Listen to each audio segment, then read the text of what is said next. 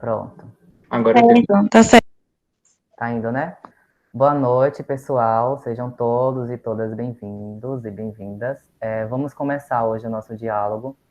A gente vai deixar de lado a nossa convicção religiosa quando for analisar a obra do budismo, o pensamento budista, né? Vamos analisar como um filósofo qualquer e vamos deixar as nossas convicções religiosas de lado e debater não pela fé, mas pela filosofia, tá certo? Primeiro eu vou passar um vídeo que resume toda a história de Siddhartha, eu achei muito engraçado e também faz uma síntese do que foi a descoberta de Shakyamuni. Eu vou tentar apresentar aqui.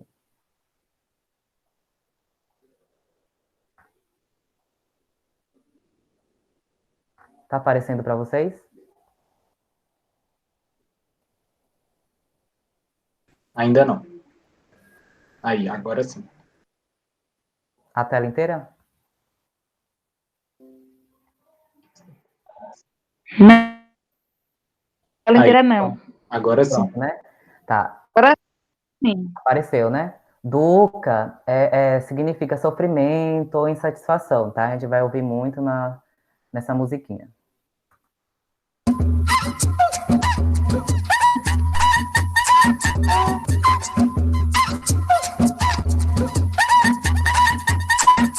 O príncipe Siddhartha tinha tudo: alimento, prazeres do mundo.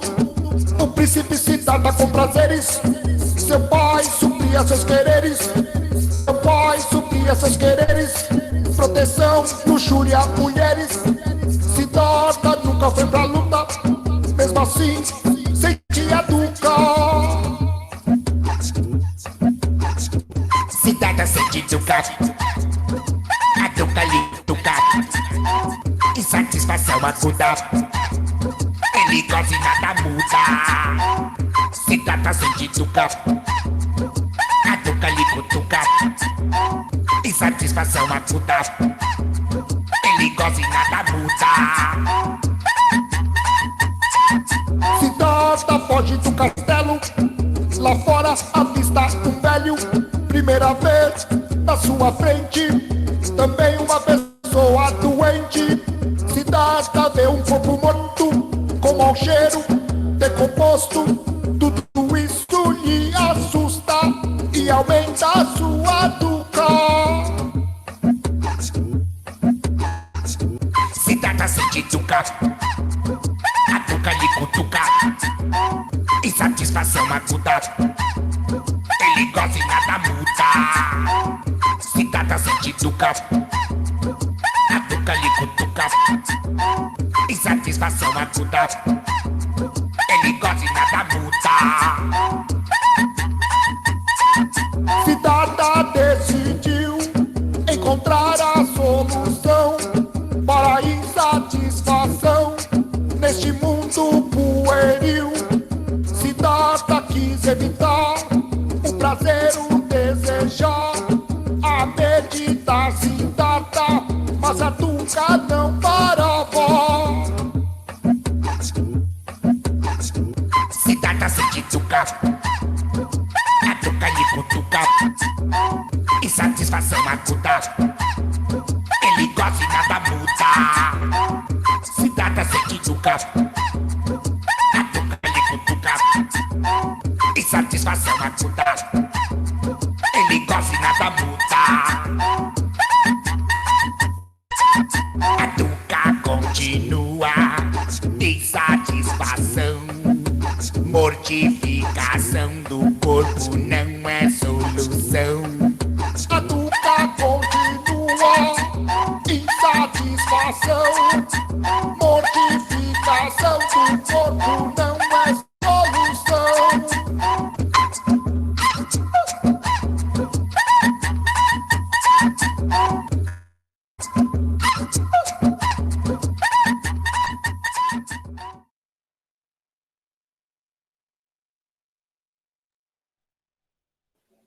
Bom, pessoal, esse vídeo resumiu, assim, de geral, qual foi a descoberta. Nunca no outro.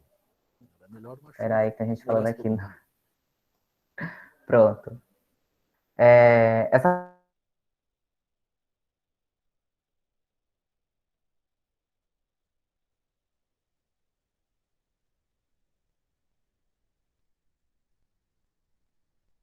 gente,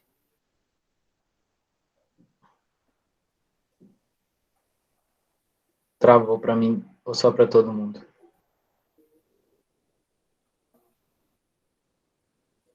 estão me ouvindo, pessoal? Agora deu. Agora sim, Pronto, eu mas vou cortou deixar a minha tudo que você imagem, falou mais cedo. eu vou deixar a minha imagem off, vou pedir para você passar agora o PDF, para que a gente possa seguir uma linha de raciocínio geral do budismo. Beleza. Boa noite, João. Bem-vindo. Boa noite.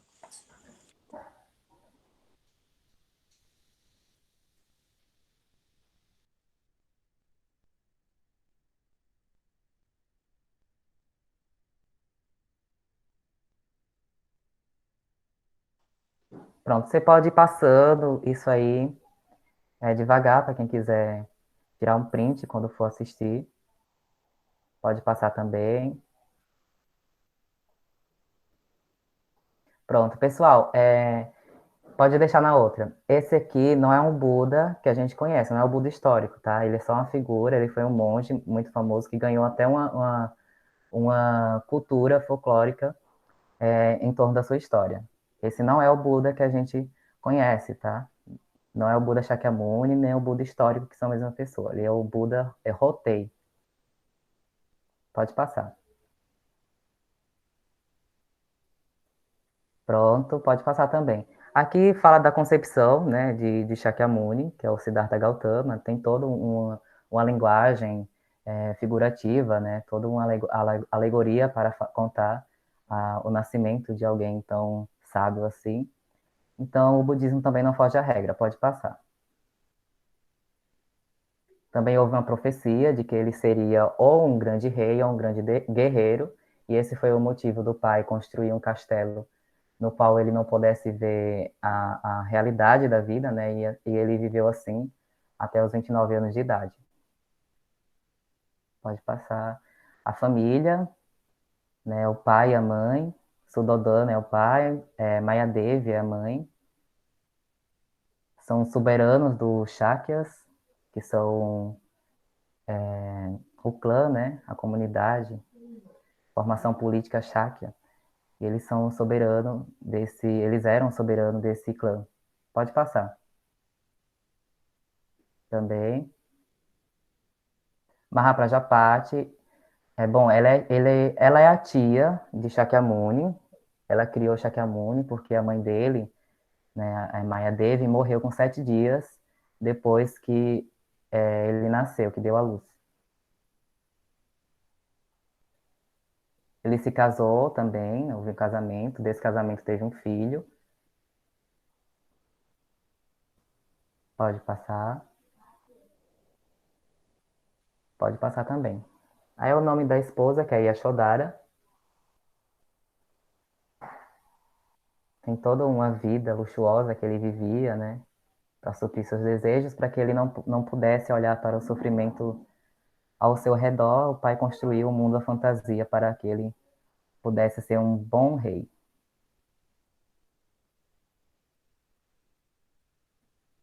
E ele encontrou pela primeira vez, pode ser uma lenda, né? Já que mesmo ele não sabendo do sofrimento fora do castelo, ele tinha uma mente introspectiva.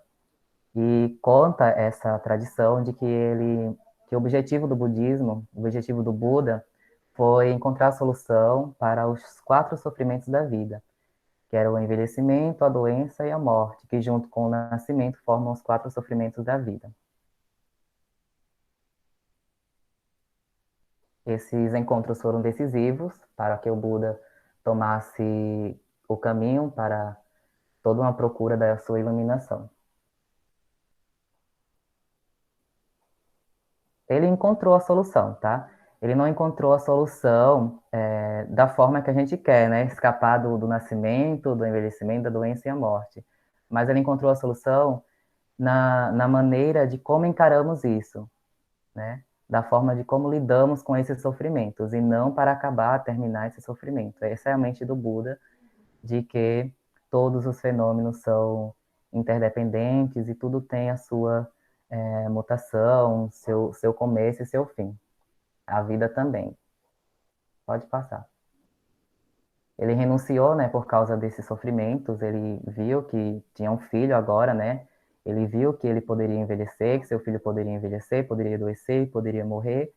E ele ficou nessa angústia para que pudesse trazer, né, uma vida mais, como posso dizer, satisfeita.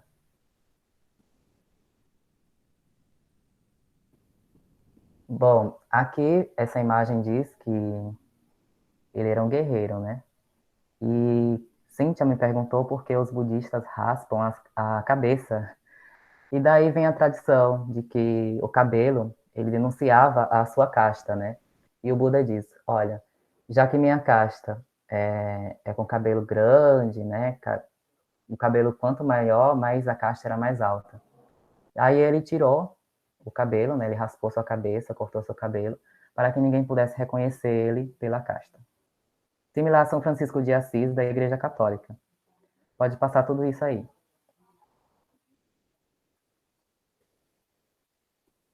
Ele encontrou o caminho do meio, né?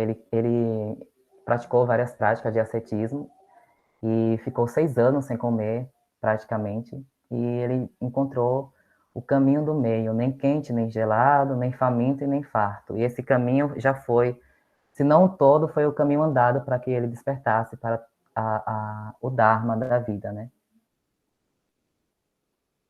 Pode passar. Também. Isso, pode passar também.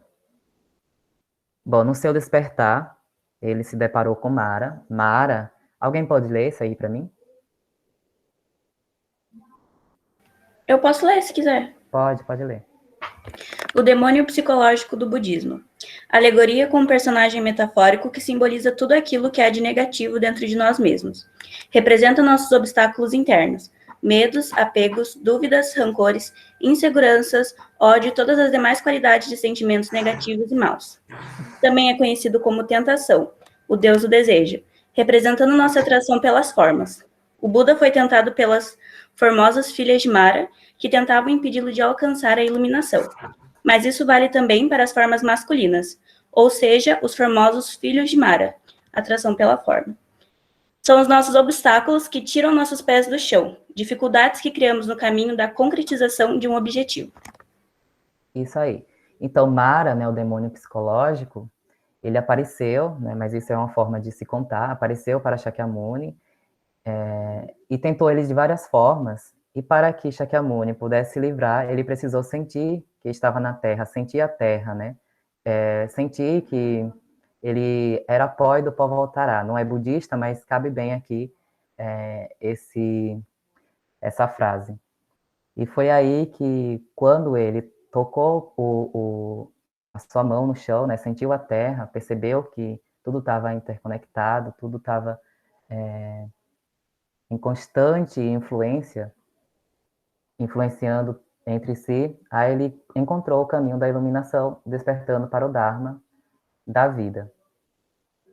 Pode passar.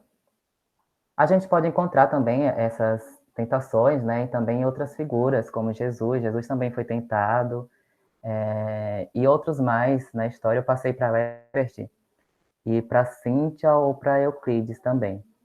É um vídeo que falava que a ilusão, né, que chama Maya, os védicos chamam de Maya. E isso tem em comum em algumas religiões também, mesmo que essa forma de explicar a ilusão seja diferente conforme a filosofia. Pode passar isso aí também. Também pode passar. Assim que ele conseguiu, né, despertar para essa lei, ele começou a sua propagação, a propagação dessa filosofia. E quando ele encontrou com os demais, né, seus seguidores, ele formou seus seguidores, aí a gente chama no budismo de formação das 3 joias, né, dos 3 tesouros, que é o Buda, que ensina, o Dharma, lei ou ensino. Dharma significa lei, tá? Lei ou lei da natureza.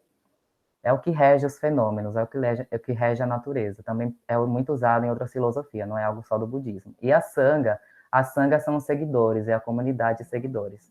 Esses são as 3 joias do budismo. Pode passar. Também. Pode passar isso tudo.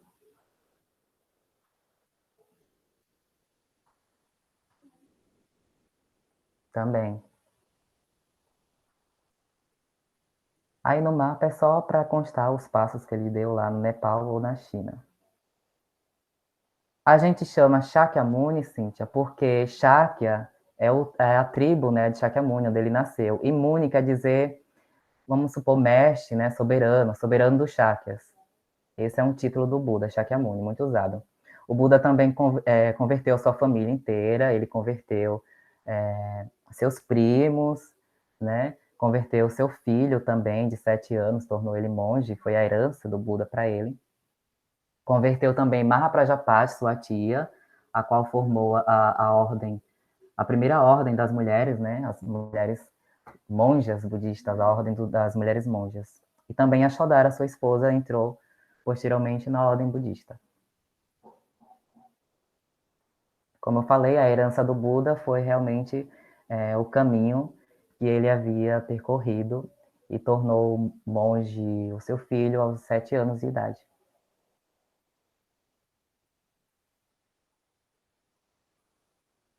Bom, Devadatta foi o traidor, né? Ele traiu a Sangha, tramou contra a Sangha, tramou contra o Buda, tentou matar o Buda, influenciou o rei Ajatashatru a matar seu pai, e ele conseguiu isso. E ele também é um exemplo de uma pessoa no estado de inferno, que a gente vai ver daqui a pouco. Pode passar. Pode passar. Bom, Nirvana significa um estado de paz e tranquilidade, é a cessação das oscilações da mente, é o estado de Buda. Pode ter várias outras interpretações de acordo com a escola, mas o sentido é esse. Dharma, como falei, significa lei, não é uma palavra usada somente no budismo. No budismo significa também os ensinos do Buda e a lei que rege o universo, que sustenta o universo é esse Dharma. Bom, e que lei é essa? Que a gente vai agora ver alguns aspectos dessa lei. Bom, como eu sou um praticante do Sutra de Lótus, é claro que eu vou falar também do Sutra de Lótus, e essa lei, a entidade de todos os fenômenos, é o Nam-myoho Renge-kyo, e dela surgem todas as outras leis, os outros aspectos. Pode passar. Marcas da existência. Isso, pode deixar lá. A impermanência. Pode deixar na impermanência. Isso. Chama-se também anicca. O budismo diz que nada dura para sempre, tudo está, tudo que é condicionado, eles são sujeitos à impermanência. Todos os fenômenos são impermanentes. E isso tem alguma coisa a ver também, né? Similaridade com aquele filósofo da natureza, Heráclito, né? Tudo flui, tudo está em movimento e nada dura para sempre. E é quase a mesma intenção do budismo. Eu acho que Cíntia poderia explicar melhor, né, essa dinâmica, já que ela estudou biologia, e essa dinâmica da vida, né, que tudo está em transformação, e nós fomos várias coisas até chegar aqui, e nós estamos nos transformando em várias coisas durante a nossa vida. Não é isso, Cíntia? Sim, né? Vocês estão me ouvindo direitinho aí? Tá tendo um pouquinho de zoado aqui, é a Sofia no YouTube, mas é isso mesmo, né? Nós não somos, pegando Heráclito, né? E aí eu ia até perguntar para o Vini, o budismo não origina de Heráclito, mas vê a semelhança, né?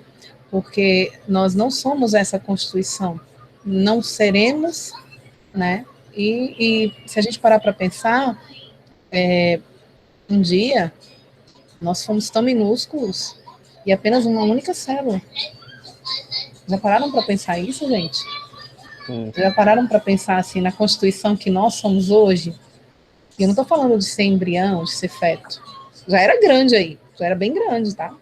Quando feto encontra o embrião, que é diferente, feto e embrião, a gente já era grande. Eu estou falando, sabe, a concepção, quando tem a fecundação, quando se entrelaça ali, o material genético, nós já fomos aquilo ali.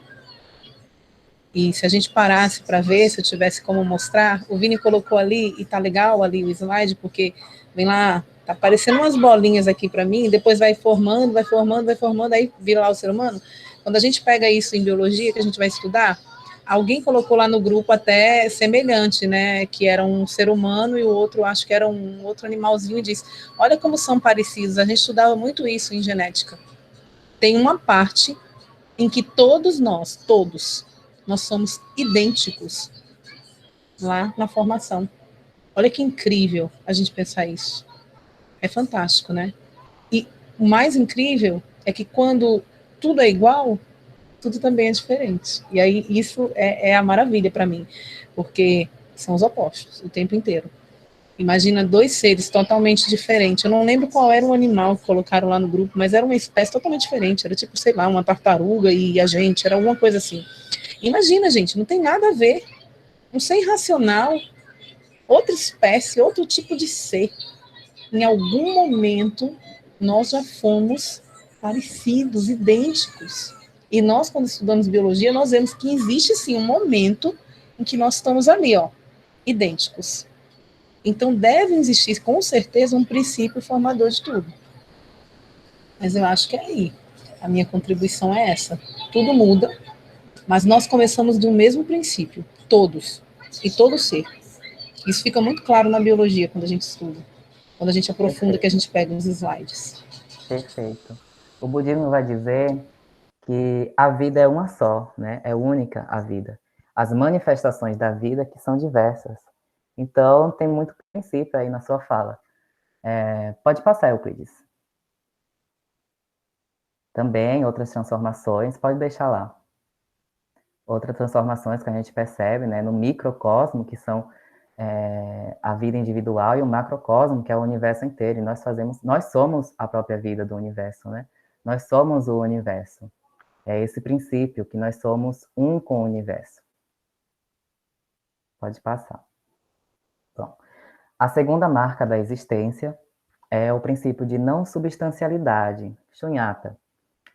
É o princípio que diz que nada é ou nada está fora do todo, né? Quando nós pensamos que nós somos o tal, né? O até superior ao universo, essa é uma ilusão. A gente chama no budismo de ilusão, que a gente não consegue ver quão grandioso é o universo e nós somos parte do universo e não algo separado dele. A gente vai estudar também no Dhammapada, o Dhammapada vai falar, lá no verso 279, que todas as coisas são não eu. Quando se vê isso com sabedoria, uma pessoa afasta-se do sofrimento. Este é o caminho para a purificação. Pode passar. Bom, o caminho do meio no budismo, ele vai ter várias explicações existenciais ou não existenciais, mas o caminho do meio para Nagarjuna, esse patriarca e após Shakyamuni, também um dos principais filósofos, o primeiro filósofo Mahayana, ele vai dizer que o caminho do meio é existência, não existência. Nós somos o caminho, que tudo é o caminho do meio, entre a existência e a não existência, ele vai chamar de vácuo, ou de vazio, de não substancialidade. Pode passando. Bom, alguém quer ler isso aí?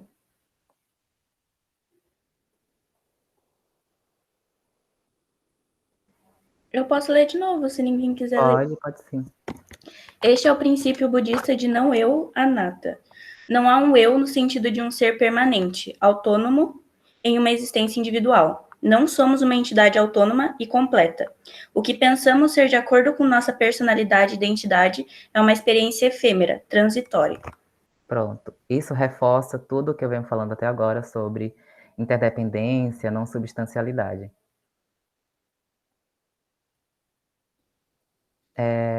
só para curiosidade, que nós temos uma identidade, né, uma personalidade, mas isso se dá por causa do reconhecimento que temos no ambiente em que vivemos. Pode passar o próximo slide. Eu trouxe aqui um exemplo do filme da Procurando Nemo, né, a Dora. Ela tem uma perda de memória, né, e ela no lugar que ela vai, ela não encontra, ou as pessoas que estão ao redor dela não encontram a identidade para ela. Ou seja, para mim, né, ela existe, mas conforme por causa da sua identidade, que é inconsistente, ela também não existe. Seria basicamente esse princípio que eu interliguei. Alguém pode dizer o que está entendendo, tá, gente? Não é só um monólogo, não, pode conversar. Se discordar também, pode discordar. Na verdade, que eu não entendi direito. Se você puder explicar de novo, por gentileza. Tá, eu vou ler que eu acho que está melhor a leitura. Ao percebermos nossa memória, ao perdermos nossa memória, perdemos também nossa identidade. Em um ambiente sem que nos reconheça, sem alguém que nos reconheça, seremos praticamente ninguém. Uma pessoa com perda de memória em um ambiente desconhecido, ela é desconhecida, certo? Tá, isso pode ser aplicado o princípio de não substancialidade. Não substancialidade não quer dizer que a pessoa ou que algo não exista, mas quer dizer que o que a mente forma, né, é algo transitório. Pode falar, Elbert. Algo transitório e que está rumo ao desaparecimento. Quando nós morremos, se não tiver ninguém para lembrar da gente, né, e mesmo assim, quando a gente vê a imensidão do universo, a imensidão do tempo, tudo é passageiro, né? Tudo tem o seu, como posso dizer, vai tudo indo para o caminho do esquecimento. Entendi. E é basicamente isso. Pessoas desaparecidas com perda de memória é mais difícil de serem encontradas, já que não sabem a sua identidade e não está em um ambiente que a reconheça. Dora, do filme Procurando Nemo, pode ser um exemplo da não substancialidade. Ela existe, mas a sua identidade é inconsistente. E é assim com o universo viajante, tá? Eu só estou falando aqui universo viajante, mas é uma forma uma forma figurativa, porque nós somos o universo e não tem como o universo viajante. E a gente pode ser a observação do próprio universo, que a gente tem consciência disso. Entendi. Mas isso não é para a gente sofrer, não, tá, pessoal? É para a gente reconhecer que na vida tudo é transitório, tudo é passageiro e nada é permanente. Pode passar para o próximo. Eu queria só pode falar, Herbert, João. Essa questão da identidade, ela é muito interessante quando se relaciona com a não substancialidade, porque a gente acha que, vou dizer assim, em linhas gerais, a gente acha que existe em um mundo, tem uma vida, tem uma personalidade, mas o que existe ali é a nossa relação, né, de identidade com o nosso ao redor, como você falou, né? Então, se eu não tenho memória daquilo, como que eu vou saber quem eu sou, o que eu sou, para onde eu vou? O que existe é uma identificação nossa com o redor que causa esse sentimento de pertencimento, né, vamos dizer assim. E pelo que eu tô lendo aqui no livro do budismo e em outras coisas, não existe esse pertencimento real, né? Que essa identidade causa, né, uma ilusão de pertencimento. Isso, exatamente. Quando a gente vê que as causas e as condições no budismo, a gente pode perceber também esse princípio de que a gente e o ambiente que a gente vive somos um só, né? Eu sou reconhecido porque eu estou num ambiente que as pessoas me reconhecem, mas se eu for para o Japão e não tiver nenhum documento e nada que me identifique, eu praticamente não serei ninguém, serei uma pessoa, porque, claro, eu existo, mas mesmo assim será algo que estará fora do que como posso dizer, minha ilusão formou de mim, né? Minha perspectiva formou. Pode falar, João. Eu queria só é por causa que esse assunto colocado sobre a questão da identidade do eu me lembrou um pouco, acho que se encaixaria bem, para poder até você fazer uma explicação, o paradoxo do navio de Teseu. Quando o navio de Teseu, o paradoxo é o seguinte: o navio de Teseu partiu da ilha de Creta. E durante a viagem, ele sofreu várias eu não sei se alguém aqui conhece, mas ele sofreu várias modificações, ele sofreu várias batalhas. Então, na história de Ulisses da Odisseia, ele sofreu várias batalhas, ele foi avariado. E depois dessas viagens, ele foi se trocando as peças. É óbvio, né? Foi ali, tirando um pedaço de madeira e tudo. Aí, quando ele chegou no final da viagem, todas as peças deles foram trocadas. E aí chega a pergunta: aquele é o navio de Teseu? Aquele é o mesmo navio que veio? Sendo que todas as peças dele foram trocadas? Então, quando você entra nessa questão de memória e de eu perder toda a memória, será que se eu perdesse todas as minhas memórias, eu continuaria sendo eu? Será que se eu perdesse memória de toda uma vida, por tudo que aconteceu, eu continuaria sendo o eu? Então, eu acho que o paradoxo do navio de Teseu, de nossa identidade ser um tabuleiro pelas passagens que nós vamos passando pela nossa vida e não sendo uma substância constante, cabe muito nisso. Isso, exatamente. Então, no budismo não vai ter essa concepção de eu, né? Alguns vão falar até para a gente ocidental entender que existe um eu maior, né, que é uno com o universo, e o eu menor, que é construído com as nossas vivências e as vivências e junto com o ambiente, né? A gente está sempre em união com o ambiente. Euclides, quer falar alguma coisa? Sim, né, só fazer um comentário aqui sobre o que o João falou, que essa questão do eu é muito recorrente na filosofia. Tem um filósofo que ele fala, por exemplo, que justamente algo parecido com o barco aí de Teseu. Só ver se eu lembro o nome dele aqui. Mas ele fala que o que une da unidade ao nosso eu é um feixe, que nós temos um feixe da nossa personalidade. David Hume. Aí ele analisa por esse ponto de vista, né? Mas realmente tem várias... É um tema recorrente. Agora, voltando aqui sobre o budismo, o que eu queria perguntar, Vini, é se isso é um objetivo, a gente chegar à não substancialidade, ou se é... ou reconhecer essa não substancialidade.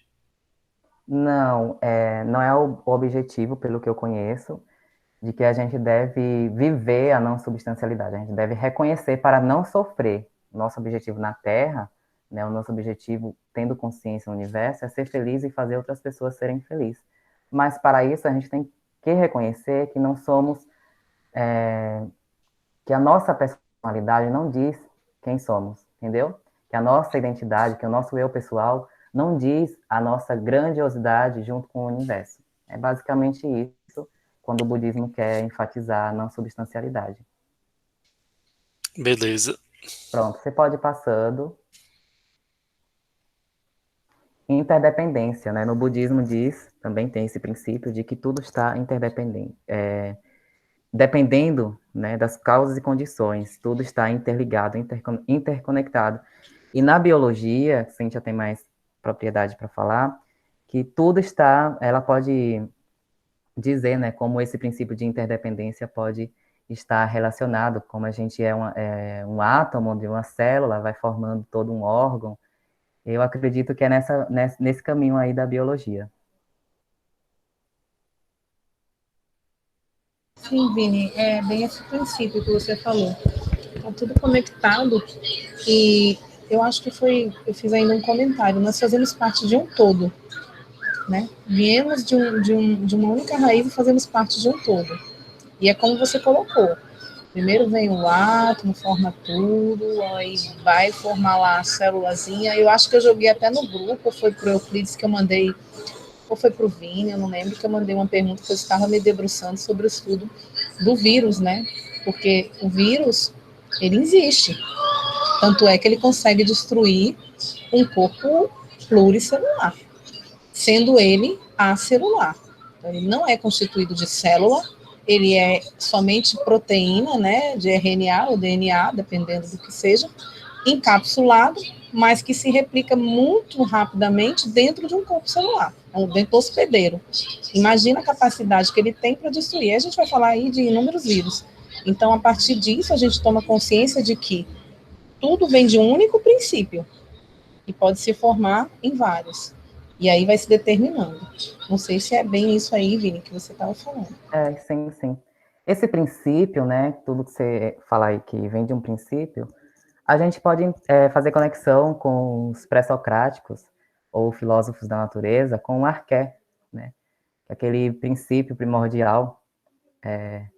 E para nós budistas, que tem a base o Sutra de Lótus, esse princípio primordial é o Nam-myoho Renge-kyo, ou Myoho Renge-kyo, que é o Sutra de Lótus. E o Sutra de Lótus, ele é como se fosse a entidade, né, o arqué, né, a entidade que rege, né, que governa, ou que sustenta todos os fenômenos.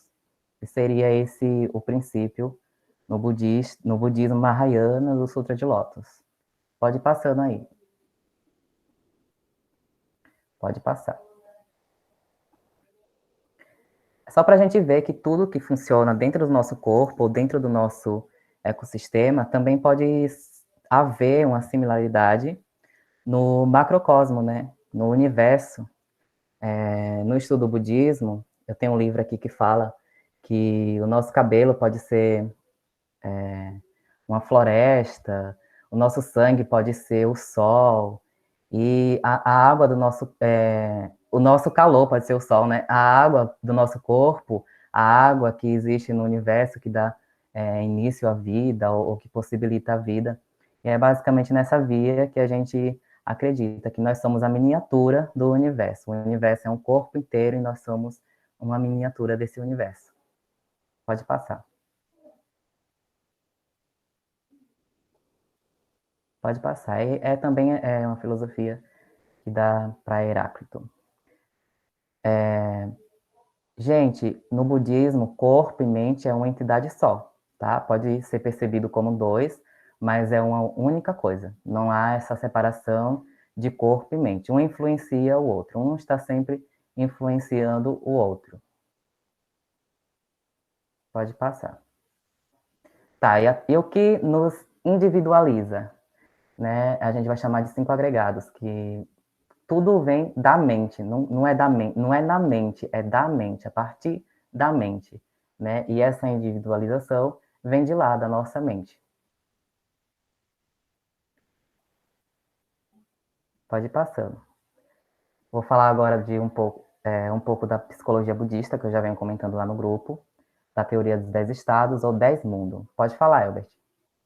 Você falou que corpo e mente é um só, e eu pensei rapidamente aqui, um exemplo, né? A pessoa que, sei lá, falta um braço, uma perna, ela tem a mente também que falta um pedaço. Isso é bem complexo, né? Não Mas sei, pensei então, nisso.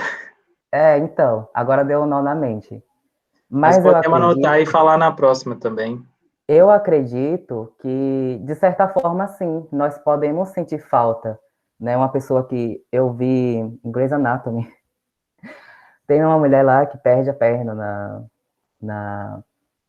em um acidente e ela vai andar lá com a prótese, né?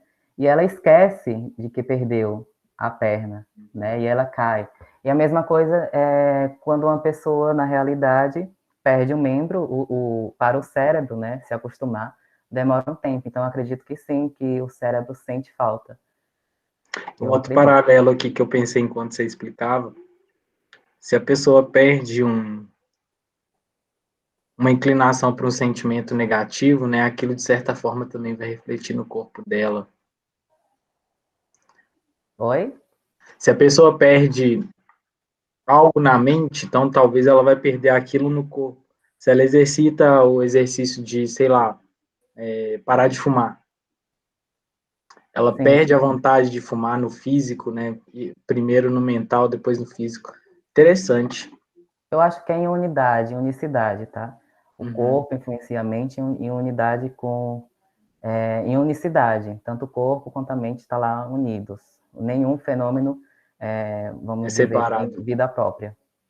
Pode Entendi. ir passando aí rapidinho, Euclides, que são teorias que eu já falei com vocês, né, dos estados de vida. Pode parar lá no inferno. Isso. No inferno, isso. Não, no outro.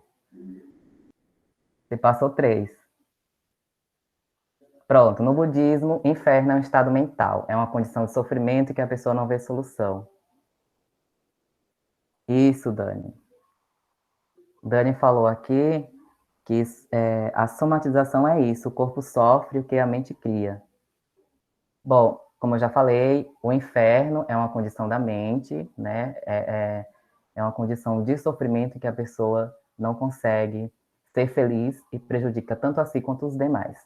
Passo para o próximo. O próximo é o mundo dos espíritos famintos. Nesse mundo, nesse estado de vida, estado mental, a pessoa é governada por seus desejos.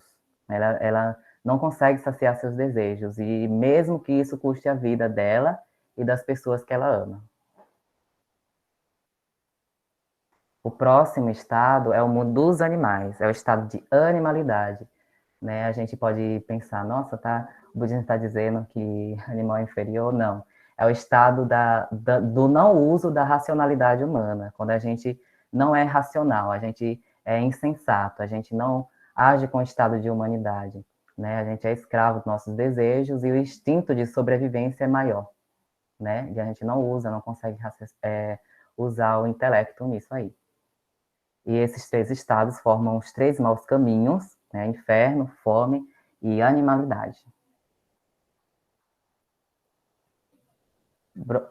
O próximo, o quarto estado, o quarto mundo, é o Asura, ou Ira.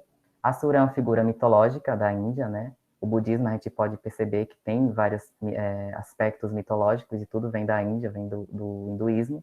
O budismo vem como uma nova roupagem, enquanto para os hindus, os seres são externos. No budismo, a gente fala de interiorização dessas figuras mitológicas.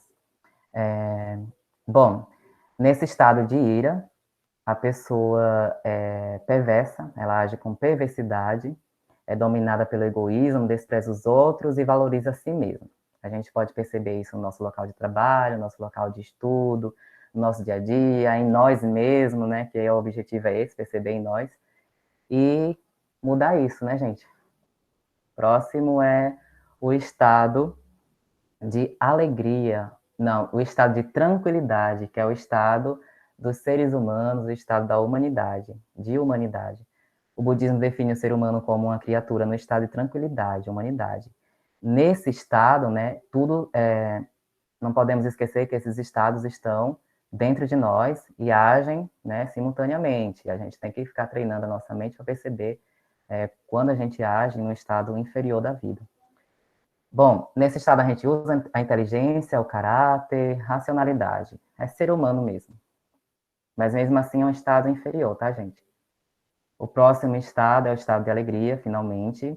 O mundo dos seres celestiais é uma condição de que a gente está sempre alegre, em júbilo, em êxtase, né? Principalmente quando a gente consegue concretizar algo externo, algum objetivo, mas quando esse objetivo não consegue ser concretizado, a gente já cai lá no inferno, a gente volta para tudo de novo. E isso a todo momento, a todo instante. O próximo, bom, esses 6 mundos, né, os 6 estados, são conhecidos também como samsara, o ciclo do samsara, que é um ciclo interno, tá, gente? Não é externo, não. A gente renasce nesse ciclo a qualquer instante, a qualquer momento. Eu agora falando com vocês, eu posso me sentir triste, alegre, né? Posso me sentir irracional, né? E em tranquilidade também. Mas acredito que o estado que eu esteja agora é o estado de erudição e absorção. Podemos passar. Para a gente sair desse ciclo de sofrimento, a gente tem que se empenhar nos 4 nobres caminhos, né? Começa com os 2 veículos. O primeiro veículo é o veículo dos ouvintes da voz. Pode passar, please. Ouvintes da voz. Então, ele se refere ao budismo Theravada, tá, pessoal? O budismo Theravada é o budismo que a gente vai estudar no Dhammapada. É o budismo, assim, que o objetivo dele é eliminar todos os desejos e não renascer mais próximo das pessoas que sofrem. E já é diferente do Mahayana. O Mahayana é o caminho do Bodhisattva, que a gente vai ver já já. Esse estado a gente aprende de tudo. É o estado de erudição, né? É comparado com os filósofos intelectuais, Mas não só isso, a pessoa também se engaja a eliminar todos os seus desejos e ser uma pessoa melhor também, tá? A gente não pode esquecer que, mesmo sendo intelectual, não necessariamente a gente está praticando um caminho elevado. A gente pode ser um intelectual e estar profundamente no inferno. O próximo é o mundo dos que despertaram para a causa. Eu faço conexão com os cientistas, né? Eles aprendem, né? Eles estudam e depois vai para a prática, vai perceber isso na natureza. É a pessoa que aprende tudo, aprende todo o Dharma, mas não fica só aprendendo o Dharma, ele vai observar isso ao seu redor, nos fenômenos ao seu redor. O mundo dos Bodhisattvas é o mundo da compaixão. O mundo dos Bodhisattvas é uma condição em que, por meio da compaixão, nos dedicamos a ajudar os outros com ações altruísticas, em prol dos demais. Alguém pode continuar a leitura? Aquele que corajosamente aspira à iluminação. Ações altruísticas. Vive entre os mortais comuns dos 6 caminhos, Sansara, e humilham-se em respeito aos outros. Atraem a maldade para si e dão benefícios aos outros. É um estado de compaixão de querer salvar os outros dos sofrimentos, mesmo que custe a própria vida, enquanto objetivam atingir a iluminação com a prática budista. Os Bodhisattvas fazem 4 grandes juramentos. Transportar todas as pessoas, atravessar o mar de sofrimentos para a distante praia da iluminação, erradicar todos os desejos mundanos, dominar todos os ensinos budistas e atingir a suprema iluminação. Pronto. No próximo slide a gente vai ver exemplos de pessoas, né? Não podemos esquecer que esses são só exemplos, mas isso existe dentro da gente, né? A gente tem exemplo da Madre Teresa de Calcutá, da Isaki Ikeda, que é o mestre do budismo Nichiren Daishonin, da Soka Gakkai, Jesus, o próprio Buda Shakyamuni também praticou a prática do Bodhisattva, porque todos os estados estão dentro dele também. Gandhi, né? Podemos esquecer também do Buda Nichiren, e outros desconhecidos da nossa sociedade, ou nós mesmos, né? O próximo estado é o estado do mundo do Buda, dos Budas, né? O estado de felicidade absoluta. Enquanto o mundo da alegria, né? O mundo dos seres celestiais, a felicidade é relativa, depende de algo externo. Na felicidade do mundo dos Budas é absoluta. É ser feliz no simples fato de estar vivo.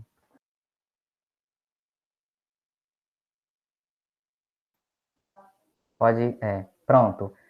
Esses são os 3 princípios da individualização, né? O que a nossa mente faz para a gente se individualizar dos demais.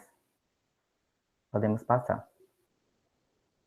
Os 5 componentes, ou 5 agregados, é a fusão temporária nós somos a fusão temporária desses 5 componentes. A forma, percepção, concepção, vontade e consciência.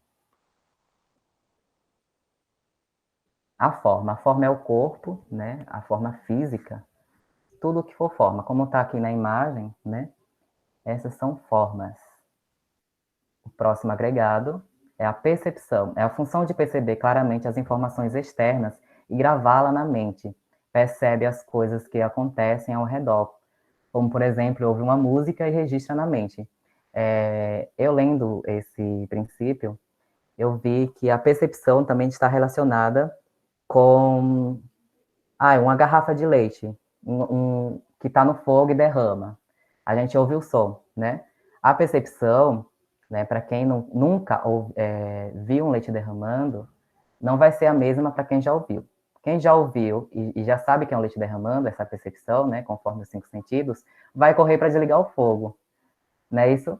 Porque a gente já tem registrado na mente, e isso é a percepção. O próximo é a concepção. É a função de elaborar concepções mentais, ideias sobre algum objeto ou informação percebida. E essa concepção, às vezes, pode ser embasada pela ilusão, tá? A gente pode acreditar numa ideia, mas realmente ser uma ilusão, como está aqui na imagem. Um vê um 9, outro vê o 6, né? A verdade é uma, mas os dois veem de alguma forma diferente por meio da sua concepção. Vontade, né? Vontade é a força de ação, desejo de desencadear alguma espécie de resposta. Quando a gente vê que o leite está derramando, a gente ouve, né? A gente vai ter vontade de correr para desligar o leite do fogo. Ou quando a gente está sentindo um cheiro de um café bom, né?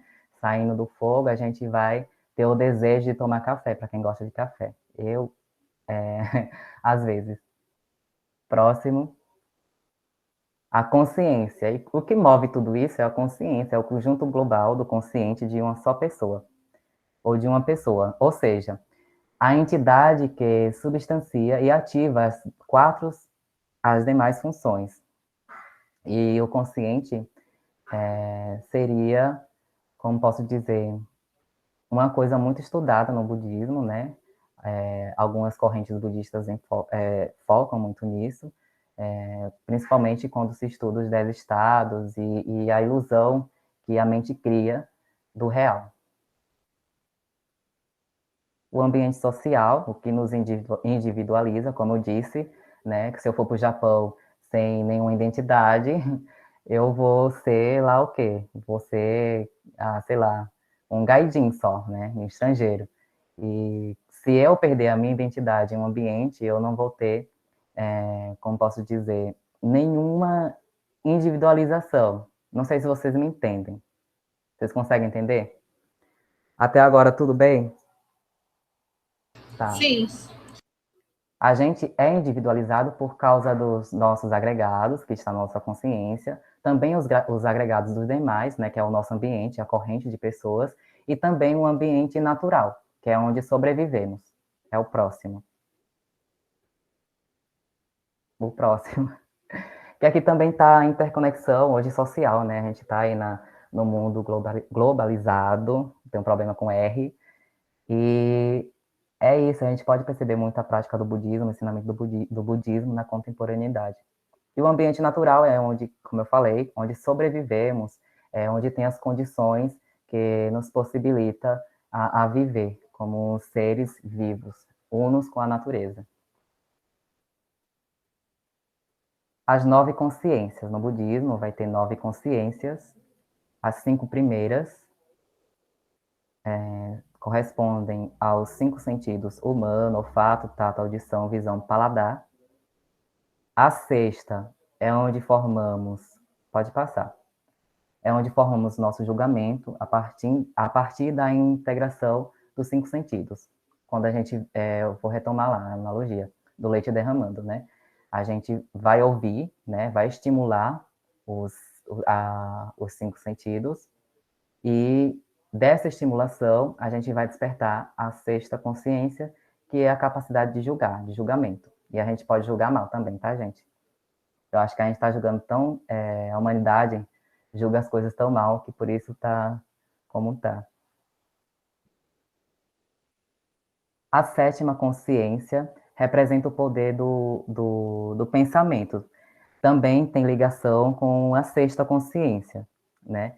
E é a capacidade de julgar com base na percepção dos 5 sentidos e sua relação, mas à luz de experiências passadas, de circunstâncias externas, da razão, do que se conhece de fato com a consciência. E a gente vai ter apego a essas percepções que a gente tem. A gente vai ter apego e daí vai surgir a discriminação por causa do nosso egoísmo. A oitava consciência é o inconsciente, né, é onde está guardado todas as nossas ações, né, todo o nosso karma, que a gente chama de ações de karma no budismo, e lá é onde é depositado. E isso, né, essa consciência, ela sobrevive após a nossa morte. E ela vai ficar em estado de latência, né, e com causas e condições, essa consciência vai passar para a outra vida. Mas aqui não está enfatizando uma alma, tá, gente? Não um ser pessoal com identidade. Essa consciência não vai com o eu, ela vai sem o eu, vai somente a consciência, vai somente as causas, e aí, com as condições, vai renascer no local de acordo com o karma. A próxima consciência é a nona, corresponde ao estado de Buda, que é esse nível de consciência que a gente deve sempre estar querendo para a nossa vida. Pode falar, Cíntia. Por favor, Vini, volta aí o slide, fala um pouquinho de novo aí aquilo que você estava falando. Isso. Da oitava consciência? Isso, repete, por favor. Bom, essa oitava consciência corresponde ao nosso inconsciente. Ou seja, mesmo que a gente não esteja consciente do que está na nossa mente, né, esse inconsciente existe. E isso chama-se no budismo de repositório. É onde fica o nosso karma. Nossas ações ficam registradas no nosso inconsciente. Não ficam, de toda maneira, em todos os casos, no consciente. Geralmente fica no inconsciente, né, que também está os registros das nossas vidas passadas. E, como tudo é causa e efeito, a gente vai moldando a nossa vida conforme tanto da nossa vida passada, mas também nós temos a determinação de mudar o nosso karma. Entendeu? Sim, sim, ok. Alô, Cíntia? Oi, Vini, ok. Vocês estão me ouvindo, pessoal? Ok. Podemos passar. Sim, agora sim. Podemos passar. A oitava consciência, ela está de acordo com a lei de causa e efeito. Karma seria karma? Karma seria causa e efeito? Sim, também. É um aspecto da causa e efeito. Bom, a nona... Isso, karma, pronto. A nona consciência é a consciência do Buda, né? E agora a gente vai ver um vídeo, só para resumir, para a gente já finalizar o pensamento budista. Deixa eu mandar um vídeo aqui. Das 4 nobres verdades, que é um ensino primordial no budismo. Geralmente todas as escolas têm base nesse ensinamento, que é o primeiro ensinamento do Buda. Estão conseguindo ver? Que Buda foi um dos grandes seres humanos que passaram pela Terra, isso você já deve saber. Mas será que você conhece as 4 dadas por ele? Esses ensinamentos de Buda são a base de todo o pensamento budista. Portanto, são fundamentais para que a gente possa entendê-lo. A filosofia budista tem aspectos práticos bem simples e que podem ser aplicados por qualquer um, até mesmo por quem não se considera budista, nem mesmo seguidor de qualquer religião. Então, se você deseja ter uma vida com menos sofrimento e mais alegria e plenitude, vale a pena aprender mais sobre esses ensinamentos e se esforçar para colocá-los em prática. Mas afinal, o que são essas 4 verdades do budismo? Resumidamente, essas 4 nobres verdades são as descobertas de Buda sobre o que seria a vida e como podemos melhorá-la. Através de muita meditação e uma observação profunda da vida, Buda alcançou a tal iluminação, chamada também de Nirvana. Para o budismo, Nirvana é uma espécie de estado de espírito de paz e sabedoria, e que todos podem alcançar, desde que entendam como a vida funciona e se empenhem na direção de ultrapassar os obstáculos que geram sofrimento. E é exatamente disso que se trata as 4 nobres verdades. Então, vamos entender cada uma delas. A primeira nobre verdade é a realidade do sofrimento. Aqui, Buda quer mostrar que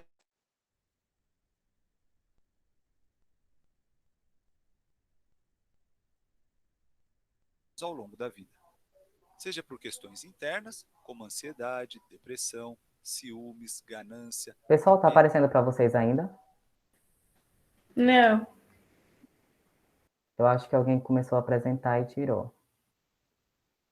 Euclides, vamos sim falar. A atenção plena faz parte do caminho óctuplo, das 4 nobres verdades, tá?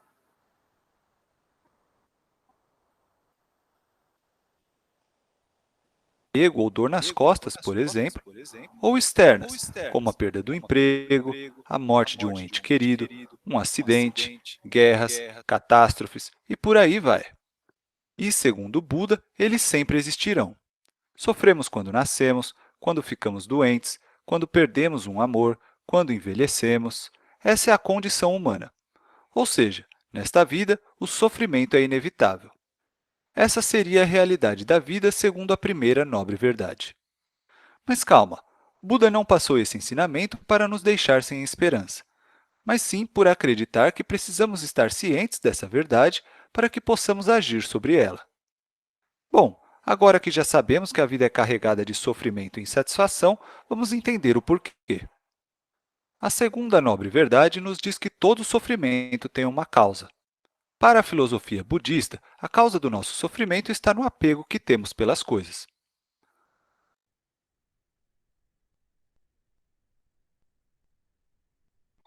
Sumiu de novo, Vini. Eu não E sei se está dando finalmente interferência. conseguimos. Por um Vocês estão instante, ouvindo, né? sentimos uma sensação boa. Mas, de repente, logo aquele vazio.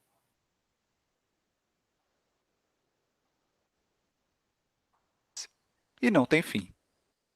Depois de repetir essas coisas por várias vezes, algumas pessoas finalmente percebem que, embora algumas sejam bastante válidas, não são elas que vão nos deixar verdadeiramente felizes ou satisfeitos pela vida toda. E sabe por quê? Para o budismo, todas as coisas relacionadas aos nossos desejos são ilusórias. Sofremos por perseguir coisas que não são verdadeiras. Ficou confuso? Eu explico. Buda ensinou que sofremos pelo desejo constante, que é um ciclo interminável.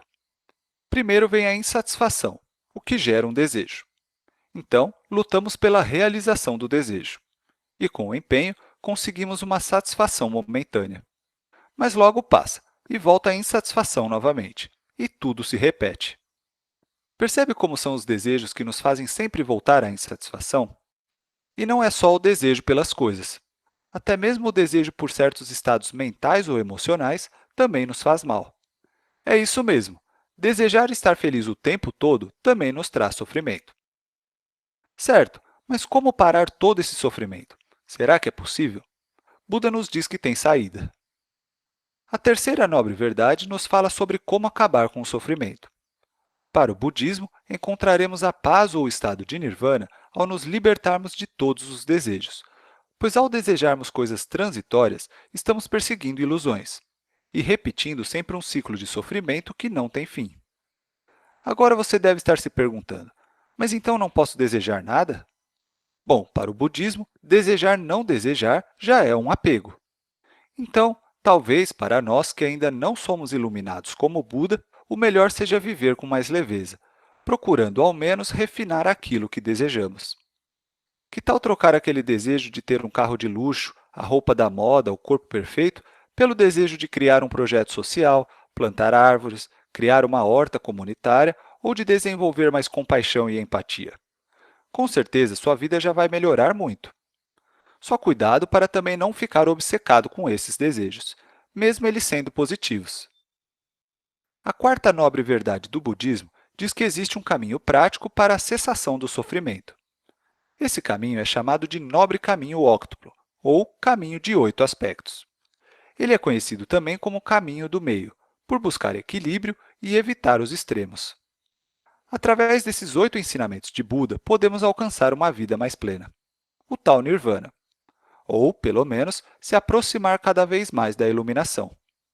Os 8 aspectos do caminho são compreensão correta, pensamento correto, fala correta, ação correta, meio de vida correto, esforço correto, atenção correta e concentração correta. Nós já temos um vídeo explicando cada ponto do caminho óctuplo. Vale a pena conferir. Percebe como esses ensinamentos... Primeiro, ele nos diz que... Bom, pessoal, a gente pode estar vendo hoje ou outro dia o caminho óctuplo. Óctuplo, vocês que dizem aí conforme o horário se a gente vai debater algumas coisas ou... Tá, vou mandar. Tinha outro vídeo, mas eu acho que por hoje a gente vai ainda dar continuidade ao Dhammapada, ao pensamento budista, a gente pode apresentar outro dia. O que vocês acham? Porque Pode tá ser. muita coisa, né? Eu acho que você pode mandar no grupo pra gente ver depois com calma. Pronto. É o caminho óctuplo que possibilita, o caminho do meio, né, que possibilita a gente ter uma vida mais prazerosa, uma vida mais equilibrada. E seria realmente como o que bem lembrou, né, a atenção plena é a gente estar onde realmente está, e não com a mente em outro lugar. Se a gente está aqui agora, a gente deveria estar com a mente aqui agora e não em outro lugar. Isso que é um aspecto da atenção plena, tá, gente? Eu passei esse vídeo, mas mesmo assim tem muita coisa a falar, outras coisas que estão até interpretadas de forma errada, mas que resume bem o caminho das 4 nobres verdades. Agora, se vocês quiserem fazer alguma pergunta, pode fazer.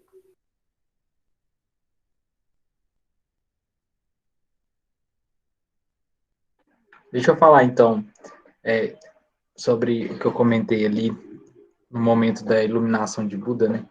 Eu não lembro onde eu li, cara, mas eu li uma história que ficou gravada sobre o momento que Buda conseguiu se iluminar, que tem a ver com essa questão do caminho do meio, que ele por muito tempo, né, igual você falou, muitos anos, foi aos extremos, né, meditou ao extremo, jejuou ao extremo, não desejou ao extremo e não conseguia encontrar a iluminação.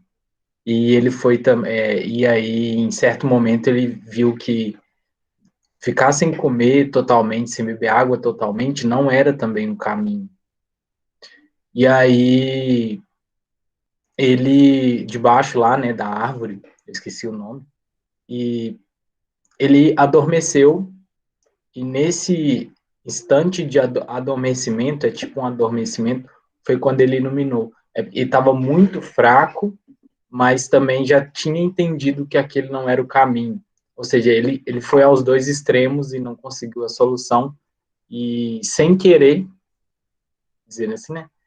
Sem querer, querendo, ele encontrou a iluminação. É uma história que eu ouvi, eu não sei se é totalmente verdade, né? A gente não tem como afirmar, mas eu li, lembrei agora, quando eu estava pesquisando o paradoxo de Zenão.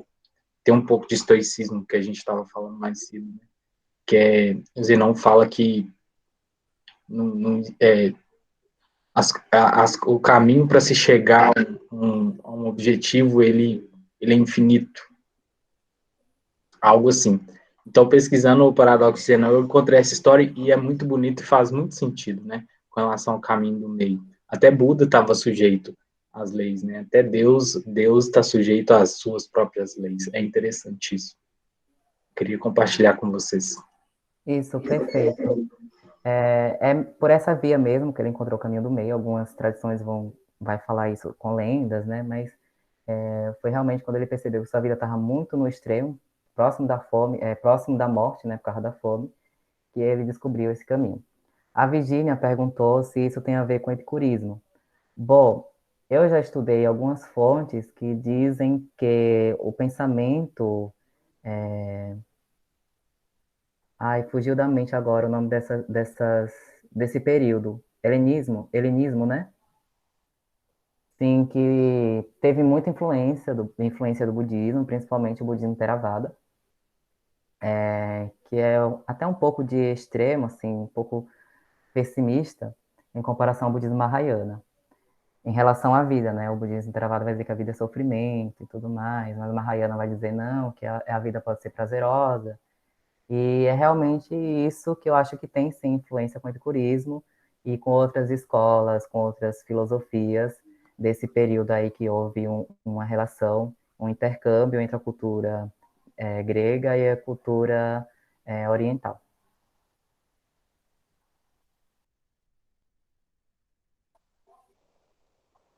Mais alguém quer falar alguma coisa? A gente já está muito caladinha hoje.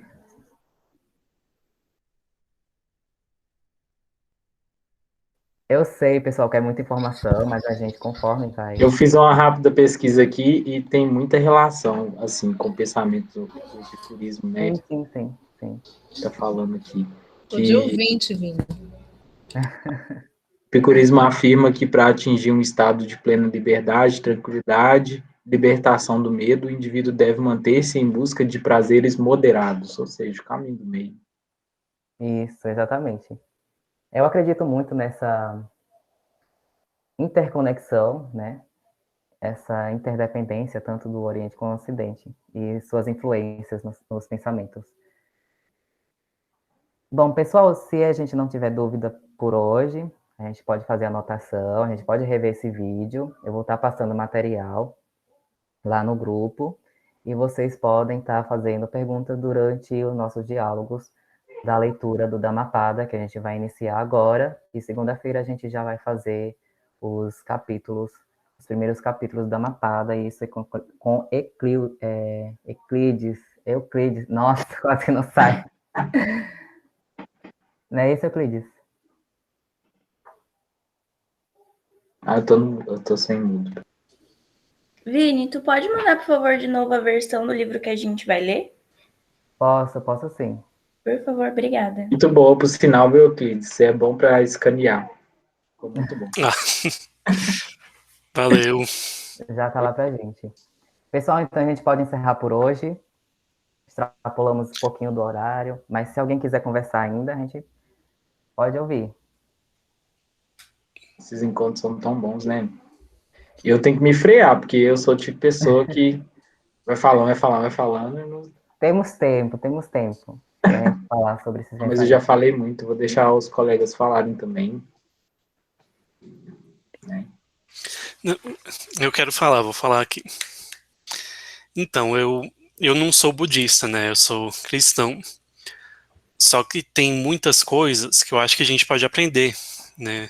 Eu não sou aquele cristão rígido que só que está na Bíblia que eu sigo, que eu acho que é verdade. Então, por exemplo, no budismo, a primeira vez que eu tive contato, né, eu achei um absurdo, vamos dizer. Porque, você quer eliminar os desejos. Para mim não fez sentido. Só que aí eu fui pensando, aprofundando, né, amadurecendo também. E realmente, o caminho das 4 nobres verdades, eu acho que a gente pode aplicar na vida. Porque quando a gente foca muito no desejo, no sofrimento, a gente acaba gerando sofrimento. Então, por exemplo, a gente está passando por uma situação difícil. Eu, pelo menos, quando passava por uma situação difícil.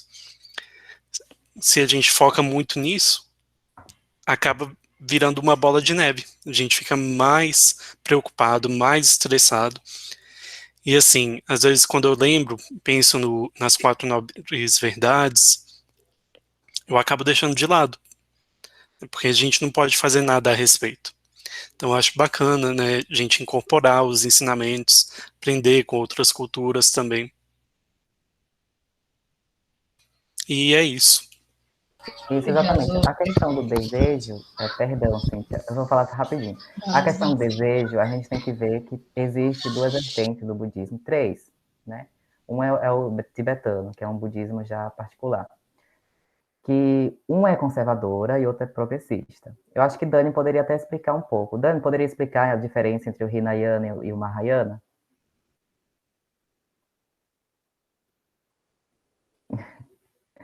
Se não puder, tudo bem. Eu vou explicar. O Hinayana, né, o budismo do Theravada, que é o Dhammapada, que é mais conservador, né, é mais rígido, tem mais influência do brahmanismo, né, do que realmente um budismo mais caminho do meio, entende? Eu não sei se vocês conseguem entender. O Mahayana já é uma coisa mais progressista. Ela não vai dizer que o ser humano vai ter que eliminar todos os desejos, porque se eliminar todos os desejos, vai eliminar até o desejo da vida, até o desejo de viver. E isso realmente é a prática dos 2 veículos, né, do budismo, Theravada, que é o Nirvana, que é já a extinção, né? Eles praticam esse budismo para que não venham mais renascer. E isso é um pouco impossível, se não for impossível, é totalmente impossível de acontecer, da pessoa, no budismo, né, na visão mahayana, da pessoa ir para a terra pura e ficar lá no mundinho só e não vir mais para a terra. Já o Mahayana é a prática do Bodhisattva, como eu expliquei, a prática da compaixão. Os Bodhisattvas têm tanta compaixão que eles rejeitam atingir o Nirvana, a extinção total, né? E voltam ao mundo para levar outras pessoas ao caminho do Buda. Ou seja, eles desejam que outras pessoas se tornem Budas, mesmo eles não sendo, não atingindo o Nirvana. Eu não sei se eu expliquei ou compliquei. É basicamente isso. Enquanto o Theravada, eles fazem uma prática meio que egoísta, né, só para si, a sua autorrealização. O Mahayana, ele, quando incorpora, né, o estado de Buda na sua vida, ele tem a decisão de voltar próximo às pessoas que sofrem. E essa é a prática do budismo Mahayana, que é mais progressista. E ela vai dizer, né, principalmente na vertente do Nichiren, que desejos mundanos são iluminação. A gente pode desejar ter uma vida feliz, né? A gente pode desejar todas as pessoas serem felizes, né? A gente pode desejar apoiar um projeto que possibilite pessoas terem uma condição de vida melhor, né? E isso é o princípio de que desejos mundanos são iluminação. A gente não pode apenas levar ao extremismo de não desejar, né? Porque senão a gente vai estar desejando apenas a morte e a extinção. E ao contrário do budismo Mahayana, a gente quer voltar sempre ao mundo para estar aqui no meio das pessoas e produzir, né, fazer um mundo de paz, um mundo mais humano. E o budismo tibetano? O budismo tibetano, ele é uma mistura de Mahayana com um budismo peculiar. Ou seja, ele cresceu no Tibete junto com a cultura do Tibete. Como posso dizer? Eu posso fazer comparação do cristianismo com o espiritismo? Não entendo, mas será que vocês conseguem entender? Né? Ou do candomblé com o catolicismo? Eu não conheço o tibetano, o budismo tibetano, mas pelas fontes que eu estudei, é realmente isso. Tem um pouco de sincretismo religioso, da cultura já do Tibete, com o budismo Mahayana. Então, ele forma o budismo Vajrayana. Tá. O que eu sei é que ele tem uma linha mais esotérica, eu também não sei do budismo, eu sei por causa da Blavatsky, que ela estudou o budismo tibetano, né, e desenvolveu aí a teoria da teologia, ou seja... Isso, e essa senhora aí, ela foi responsável de grande parte das deturpações de conceitos e princípios budistas, né, ela estudou o budismo com o olhar ocidental, e mostrou para o Ocidente o budismo com o olhar dela, e não com o olhar do Oriente, né?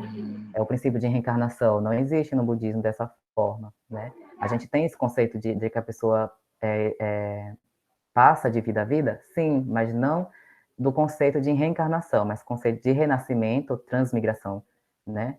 A gente transmigra, né? E não... Cintia, eu acho que pode me dizer o conceito de reencarnação, que seria uma alma, seria uma personalidade, uma pessoa que passaria para outra existência. No budismo, o que transmigra é a consciência contínua. É como um oceano, né? A nossa consciência é como as ondas, ela vai e volta, e desaparece. É basicamente isso, não é uma personalidade. Eu, Vinícius, não lembro da minha existência passada, e também sei que o eu, Vinícius, não vai continuar na existência futura. Vai ser só meu karma, vai ser só minha consciência. E isso é também o princípio de não substancialidade. Não vai nenhuma substância para outra vida. Vai ser difícil. Confesso que eu fiquei bugado aqui agora. Essa parte da reencarnação. Renascimento, reencarnação, né? Que você falou que são diferentes. Isso, a gente acredita, o budismo, né, primordial, tanto primitivo, quanto o Theravada, quanto o Mahayana, vai dizer que não existe reencarnação, porque a gente não tem o conceito de alma ocidental. Pronto, agora esse entendi. é um ponto diferencial. E também porque a gente não acredita no eu, né, nesse eu pessoal, que transmigra, que passa de uma vida para outra. A gente acredita que o karma, as condições, que vão fluindo naturalmente de vida a vida. Entendeu melhor? A gente chama de renascimento, uma diferença, mas... ou transmigração. E a gente renasce todos os dias, todo momento, toda hora, porque a gente está sempre mudando, né? A gente está sempre em fluxo. E a morte também é um desses fluxos. É diferente, né, Albert? É um pouquinho, às vezes até um pouco complexo do que a gente entende até por reencarnação. É diferente do que a gente entende, pelo menos por mim, o que eu sei de espiritismo, de reencarnação é diferente. É consciência mesmo. Essa consciência, ela existe, ela é eterna, né? E aí, tomando a deixa do Euclides, que disse que eu sou cristão, e é a primeira vez que eu me deparei com o budismo e tal. Então, é a primeira vez que eu estou me deparando, assim, para estudar o budismo, né? Eu também sou cristã, só que eu sou espírita, E o espiritismo, ele é muito diferente do que muita gente pensa, ele é uma prática cristã, ele vive as máximas do Cristo. E me lembrou muita coisa, sabe? O Vini falava aí a questão aí do sofrimento e tudo, me lembrava as máximas de Jesus, quando Jesus dizia, né? Não vos aflijais no mundo, ao invés de ter muito sofrimento, mas coragem, eu venci o mundo, está lá nos evangelhos. Então, assim, de repente, pode estar correlacionado, sim, com o cristianismo, isso aí vai depender da visão que a gente tiver, em cima do que a gente está vendo aí do budismo. É novo? Para mim é uma experiência única, Vini, por isso que eu estava ali, sou kardecista, assim, por isso que eu estava ali, caladinha, né? É novo para mim. Mas eu estou aprendendo muito, tem muita coisa que a gente já vive como cristão, né? Que a gente já vive, só que não com os termos do budismo, só que não praticando da forma aí que o budismo pratica, mas que a gente já vive, né? Então, assim, é um olhar diferente, porque é uma filosofia oriental, a gente não tem muito costume de ver, a gente nem estuda isso na faculdade, então é novo, para mim é o primeiro contato. Tem umas diferenças? Tem. No plano aí reencarnatório do Vini, a questão do karma, a questão da consciência é bem diferente do que a gente vê, tendo em vista que o kardecismo, ele vem à base lá de Platão, né, do mundo das ideias e tudo mais, então aí já é bem diferente mesmo. Mas eu acredito que, a nível de experiência, o crescimento é em número, imagina, estou crescendo 1000 aqui com vocês. Então era isso que eu queria compartilhar. Quando o Euclides falou, me veio muito isso à mente, sabe? Dependendo do olhar que eu lance, eu posso ver aí até mesmo as questões do Evangelho. Eu vi, claramente, à medida que passava, né, as lições, mas isso Jesus já falava, tal coisa já tinha sido dito. Inclusive, quando o Vini passou Heráclito, eu digo, gente, olha, já falava lá, filosofia antiga. Então, se a gente for parar para ver, é uma forma diferente de dizer o que talvez já tinha sido até experienciado, né? É só isso, minha contribuição. A gente aqui no Ocidente realmente tem um estranhamento, né? Eu lembro quando eu comecei a ler budismo, eu li que sim, que Buda falou que uma vida não justifica a outra, né? Nem mesmo a de um ser humano por uma formiga. Isso é de um nível tão complexo para a gente entender, né? A gente pisa na formiga, não tá nem aí. Depois disso eu comecei a pensar Elber, pisar na formiga. Olha que engraçado. Eu comento muito assim com o Vini e o Euclides, que eu sou mais próxima, que eu não sou desse planeta, eu comento muito isso. Essa questão aí que você colocou, você acredita que às vezes eu não gosto de esmagar formigas? Eu parei depois disso. Eu nunca tinha parado para ver que isso é uma filosofia budista, eu não sabia não. Menina, mas elas vão aí, eu fico com a gente, é um ser. Eu não sei se é porque eu estudei biologia e aí eu sei todo um trajetório. Uma vez eu sentei meu marido num canto, você sabe o valor de uma formiga? Você sabe o que ela faz lá dentro? Tem, né? Tem toda uma história ali. Então, aquilo ali é interdependência também. Interdependência, pois é. E aí você vai lá e esmaga a formiga só porque ela é pequenininha e indefesa, deixa a formiga viver. É um negócio que mudou minha vida. Eu não mato barata. A única coisa que eu mato é mosquito, né, gente? Porque mosquito, pernilongo, ninguém... Eu não sou desse mundo. Mas eu não gosto de matar bicho nenhum. Por causa desse ensinamento, sabe? Aquela coisa que fica incrustada até nos ossos da gente é muito interessante.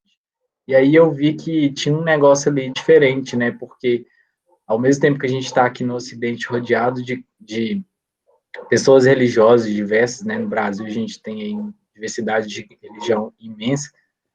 Ninguém nunca me ensinou isso. Às vezes eu não quis vibrar nessa frequência, né? De harmonia que o budismo traz.